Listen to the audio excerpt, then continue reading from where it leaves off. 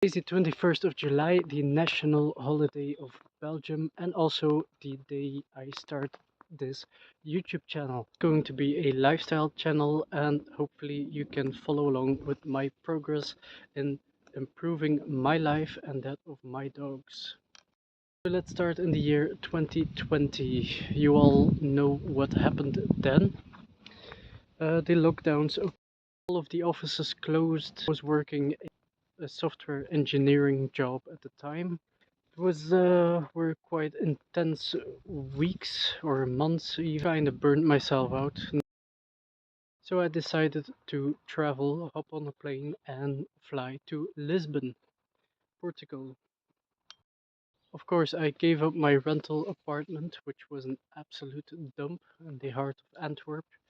Once arriving in Lisbon, the city was quite empty because most of the locals also were in some sort of lockdown. The lockdowns were only at the end of the year, so up until then you could still go to some bars with your masks on.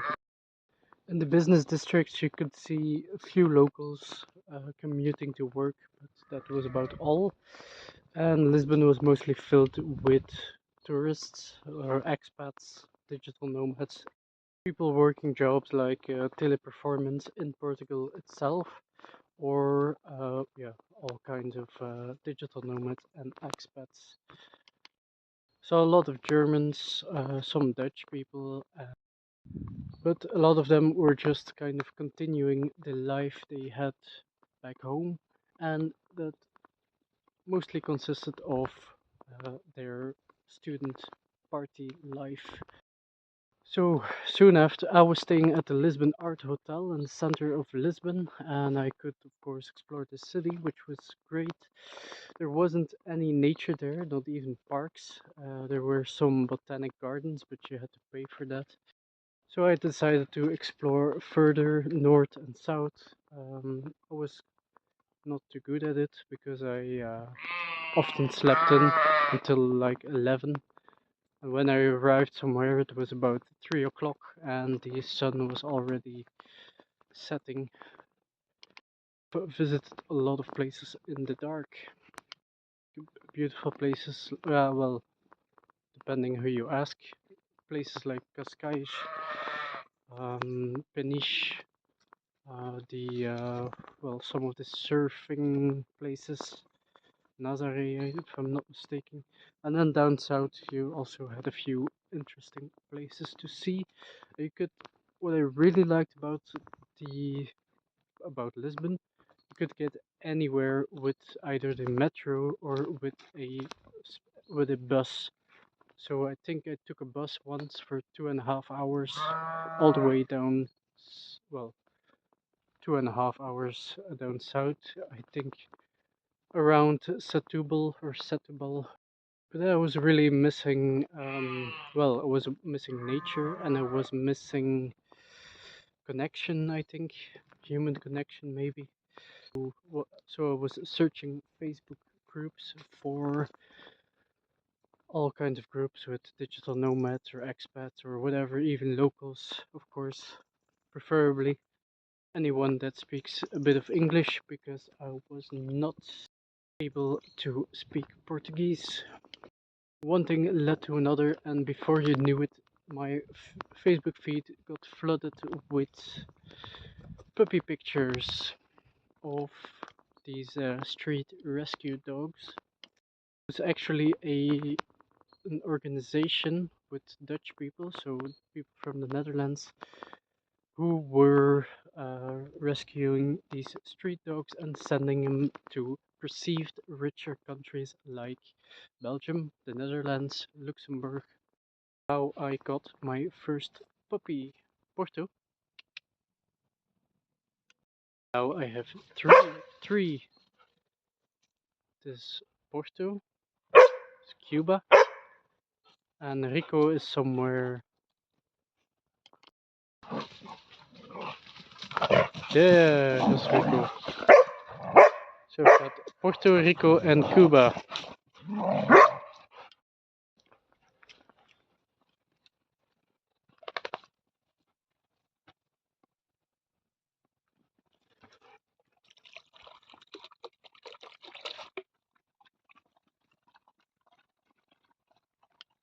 will explain most of the background noise in my videos. Where I am currently, it's about 20 minutes drive from my rental apartment.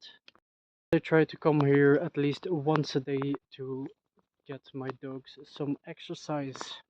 I rent this place as well for about 50 euros a month, but I can use it as much as I want, and I fenced the entire thing with just some do-it-yourself wire.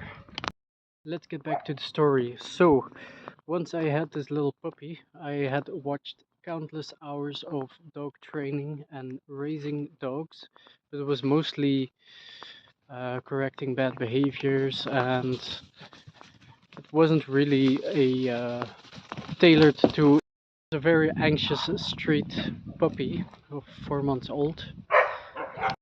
And the story behind it was they found the puppies without a mother at 2 months of age or something like that. They found two nests but only one mother or something, and it wasn't theirs. So what I did next, of course, with a puppy, I couldn't take it on the plane back to Belgium, so I went to some kind of marketplace and I bought a very cheap old car. Old as me, so from 1994. That was back then, that was 26 years of age.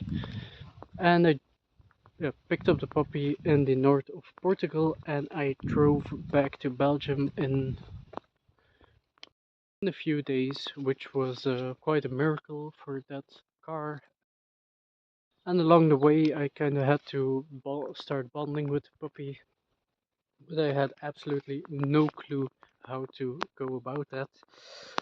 My human intuitions took over and were completely wrong. Um, but I was more like, I'm just gonna let the puppy explore by itself. Of course, not just anywhere. I had to double leash it for it not to escape.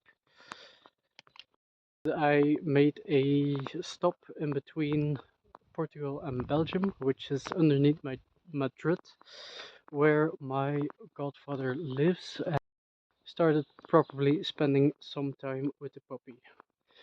As I mentioned, my human instincts told me to just let the dog explore by itself and it would open up or something. That wasn't the case. After a few days of trying that, so like trying nothing, just being passive, my godfather told me just it's time to take it on a first walk and just have to ignore it for the first 5 to 10 minutes and you'll see it will open up after. Puppy very anxious of its environment, but took it on a walk the first 5 or 10 minutes, kind of didn't want to cooperate. But once in the village center, it started seeing pigeons, smelling everything that was around it, and it started becoming curious. From that point, the puppy was opened up way more to new things, was way more curious, playful, was happy to walk alongside us, and even gave it a few off-leash moments where it just kept following us around and running and playing. And once back at home at my godfather's place, in that same garden, the puppy was, yeah, like I mentioned, playing, running, exploring new things. It was not frightened anymore at all. And that really taught me a lesson as well, that these puppies, only 4 months old, they're literally only on this planet for 4 months. You kind of have to, you really have to guide them, show them the way, bond with them, interact with them. They tend to not like humans, they're not independent creatures or codependent creatures, they're kind of the pack animals more so. It became quite clear that leaving the puppy uh, at its own before, it was just hiding in a corner and howling for, yeah, for because it was left alone. And then afterwards we were just playing the card game, and the puppy was laying on my lap near the fire. All was good after that. Of course, I had to, once back in Belgium, I had to really keep up with the leadership, so to speak, to because it would still get scared at some things like motorcycles, whatever is the cover of a motorcycle, the wind hitting that, all kinds of corners, some corners where it freaks out, you just have to push through and repetition. Once at 11 months old, I decided to, well, the puppy was, well, Porto was doing quite well, and I decided, ooh, I have two hands, I'm only using one for this dog, so I decided to adopt another dog. Other dog is Rico. He comes from this same organization, the Dutch organization.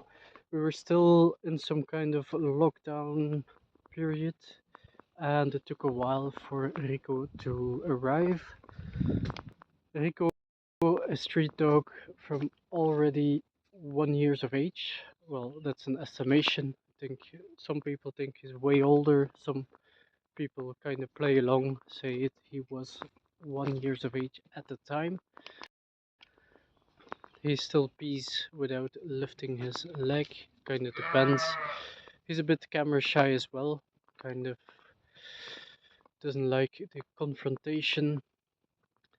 He's developed some behavioral issues along the way, like well, maybe because he's now in a pack, not because he's been attacked or something. That's mostly the go-to excuse for most people. Oh, my dog misbehaves because he's once been attacked. But most of these dogs, they just go through puberty and they go from playful dogs to maybe fights, marking territory, yeah, getting into all kinds of things.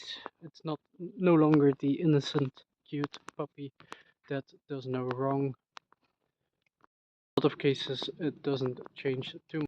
With these rescue dogs, these street dogs or shelter dogs, they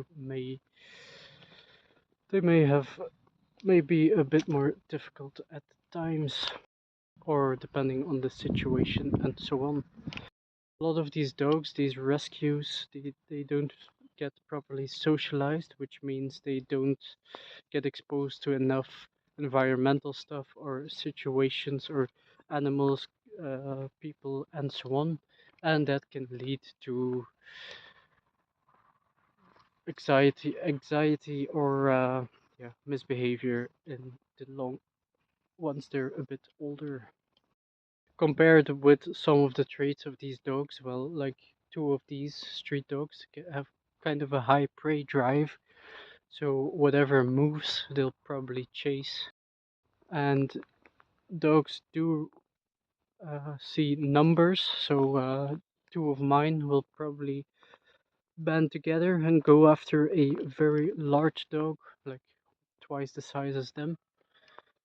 But let them go against four chihuahuas and they will back down with their tails between their legs.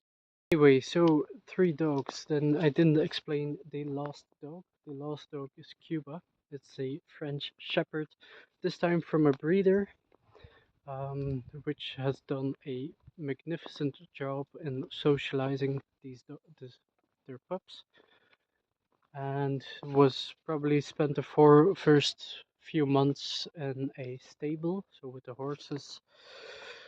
And I've seen them send videos of the dogs doing all kinds of parkours with empty plastic bottles, so all kinds of sounds and textures and environments. which helps create a stable dog. And with Cuba, I just started training very early as I got her. Like I let her get adjusted for 2 weeks, and then we just started training. And yeah, walking in heel position, doing obstacles, all kind of things. And she really enjoyed doing that. She would want to do the obstacles before we even reached the area. So yeah, she was really easy to train. By the age of 6 months, she could do most of the tricks I taught my other two dogs. And ever since, she's been absolutely amazing. Very trustworthy, perfect recall, really good with kids all around. So no issues there. No chase drive. Pretty good with different animals. I think she once went after chicken, but she didn't really, just like herding. The herding instincts kicked in, but nothing more. It's a shepherd, so they need their kind of high intensity breeds at times. So one more reason why I am renting this forest, to make sure to let the energy out.